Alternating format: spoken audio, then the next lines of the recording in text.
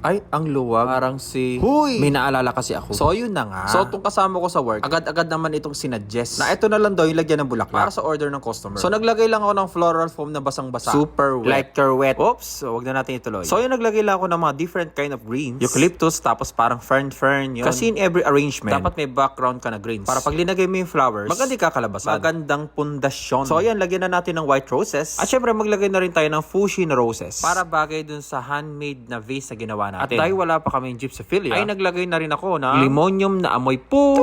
Basta, wag na natin ituloy yun. Pero in fairness sa limonium ngayon, mabango kasi siya. Fresh. Pag kasi nabasa yung limonium, bumabaho. Totoo yun guys ha, hindi ako nagchacharat-charat. Tapos italikod natin yung arrangement. Siyempre, wag din natin kalimutan ang likod. Takpan din natin, baka magkasipon. Charot. So yun guys, basain lang natin yung likod para dumulas.